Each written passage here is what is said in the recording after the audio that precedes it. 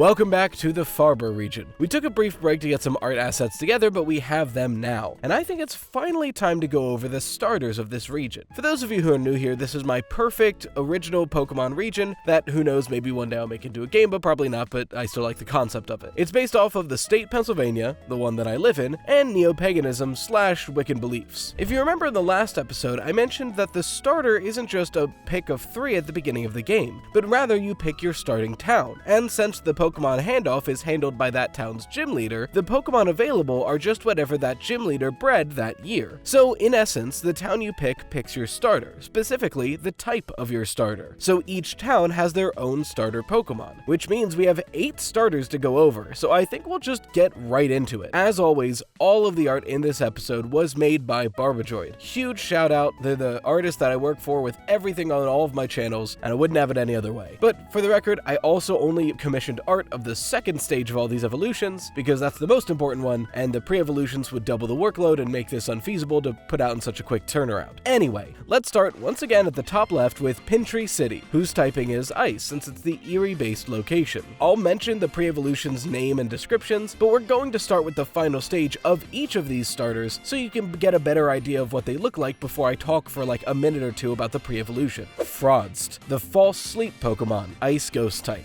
I was going to tell you what all of their names are based on and what combinations of words I used, but I think it would be more fun for you to guess yourselves. So once again, here's the name, Frawdst. Spelling might change, but the pronunciation is where these puns come from. Its dex entry reads, Frawdst are often hard to find by many trainers who are unfamiliar with their sleeping habits. Choosing to sleep for days at a time on their backs, wind often buries them in the snow they lay on, but the keen will notice their tails sticking through the powder, which gives them away. The idea for this Pokemon was obviously leaning into the opossum, an animal that a bunch of people have wanted to make into a Pokemon for a long time, myself included. And we get these all the time over Pennsylvania, frankly, all over the US. But I didn't want it to just be a Pokemon that had a gimmick about pretending to be dead or dying, so instead it was more so that this guy just sleeps so heavily that people think he's dead. But he has this icicle tail to defend himself and others, and even battle with while asleep. The pre-evolution for Frawdst is named Flaker, and its dex entry reads, with their snow-white fur, Flakers often hold perfectly still in winter shrubbery to hide from predators. So it's kind of this scaredy cat reversal type of Pokemon. And yes, Frawdst is Ice Ghost type.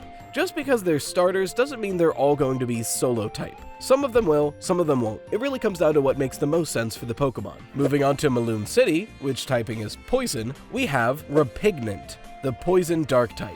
Now that you see this, I'm going to break tradition already and go to the pre-evolution, just because it makes a lot more sense when you know the pre-evolution. Squanxious, just poison type. Squanxious are native to the swamplands and riverbanks of the region, eating pollution and debris left by humanity. Because of their diet, they are known to stink, and often leave viscous, smelling mucus from their eyes, resembling tears. Back to Repignant, the angriest Squanxious evolve into Repignant, bitter about the treatment they receive for doing a good service just for their odor. They weaponize their biology. The mucus is now held and stored inside, which can be billowed out at attackers as mucus or even just smog. The design idea came down to a cryptid I learned about that's native to PA, the squonk. The squonk is essentially a very ugly pig that's crying all the time. It's a really sad cryptid, but I combined that with the idea of a black rain frog, which aren't native to PA, but like, look at this guy. It's a match made in heaven. And just the idea of this sad, dopey boy wandering around swamps, eating pollution and secreting poison made so much sense to me. And then just for flair, I thought about that dragon from How to Train a Dragon, I believe the Thunder Drum, with its mouth that just opens wide, and I loved combining that with the whole frog-like aspects of this creature. BarBADroid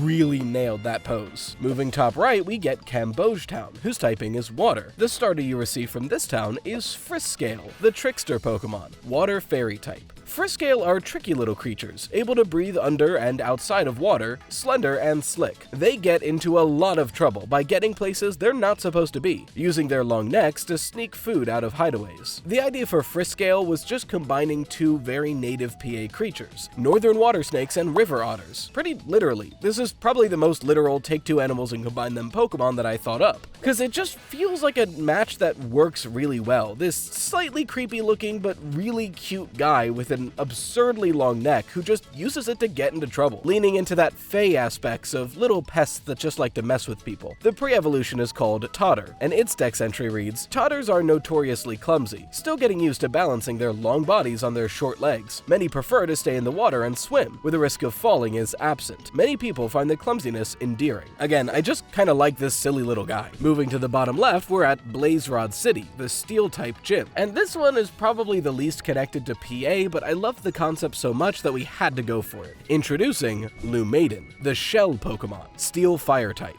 Lumaiden poses as a metal statue to lure unsuspecting creatures near it, before opening its outer shell to reveal the molten Pokemon inside, trapping its victim and attacking it. The Pokemon is able to make its statue look however it likes. This Pokemon is your classic Mimic-type Pokemon, where the actual Pokemon itself is just this silly little goober inside, which is basically molten lava, but it uses its heat to form a fake steel person around it, and then uses that fake steel person to trap unsuspecting Pokemon and attack them inside their cage. When I was thinking about a steel mimic-type Pokemon, I really just immediately thought of Iron Maiden. Not the band, which isn't local to PA, but the old torture device. It just kind of made sense to make a Pokemon that works like that. And then making it a maid was just a good pun. Its pre-evolution is Ality, Steel-type. A round ball of steel on first inspection, but the features of the Pokemon can be seen if looking closer. They roll around to look for sources of heat. Once again, the Pokemon here is just a little molten ball, but as a pre-evolution, it's only able to form a ball of steel around itself, not yet able to form the statues you see in later evolutions. Moving on to one of the most neo-pagan Wiccan Pokemon I've made so far, we've got Ambridge Town, whose typing is Rock. Introducing Seditate, the Harmony Pokemon, Rock Psychic type. Seditate are known for emitting pleasant noises from their core by either striking themselves with their arms or resting their stones on the rim of their core and rotating their arms in a circle slowly. These sounds bolster its psychic abilities. So again, this is a match made in heaven. I was having trouble thinking about a rock-type starter for PA, and my one friend mentioned the Ringing Rocks Park nearby us, where in PA and a couple other places in the world, there's just a valley of rocks that when struck with a hammer, make a fun ringing noise. Listen here.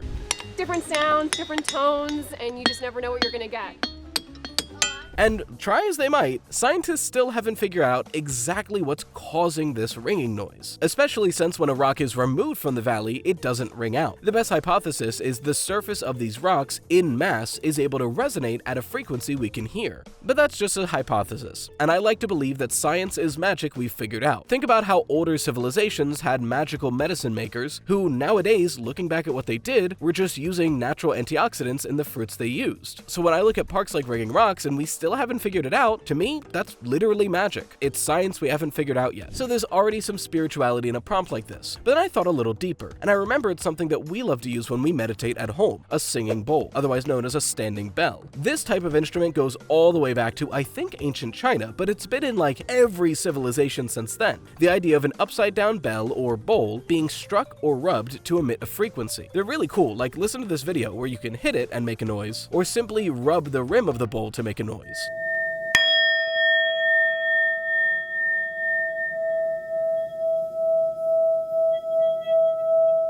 You can also make these kinds of bowls out of quartz crystal. So already this is coming together, but putting this all together, what does it remind you of? A geode. So like I said, there's this match made in heaven of imagining a geode Pokemon whose crystal naturally forms a singing bowl. And then, like many rock-type Pokemon, their arms are more golem-like, where they're not physically attached, just held together psychically. So it's able to put its rocks on the rim and just rotate its arms around it to produce that noise, strengthening its own psychic abilities. I just love how this Pokemon came out. Its pre-evolution is Pebble, where it's essentially just a small round rock with 2 arms, and it's just rock type. Its Pokedex entry reads, Pebble are clumsy little creatures, not being able to see very well and bumping into much, but in most caves of the Farbor region, you can hear their resonant noise emitting throughout, as every time they bump into a wall, they emit this loud ringing noise. Moving on to Empia City, the normal type gym, we get Honeyquin, the silly Pokemon, normal type. Honeyquin is a very jovial Pokemon, loving to make others laugh and cheer up. They balance on their ball with ease, able to use only one finger at a time. So, okay, I need to get this out of the way straight away. Circus bears are always incredibly unethical and have a terrible, terrible history of abuse. And I'm not here to glorify that. But I was thinking about this world and what I want this world to be. And the idea that there are just some bears out there that love to play circus is a fun idea. So it's kind of like taking back that idea, having these creatures who love doing it and erasing that concept from this world. All this to say, I wanted to incorporate the northern black bear, which is all over denser parts of PA.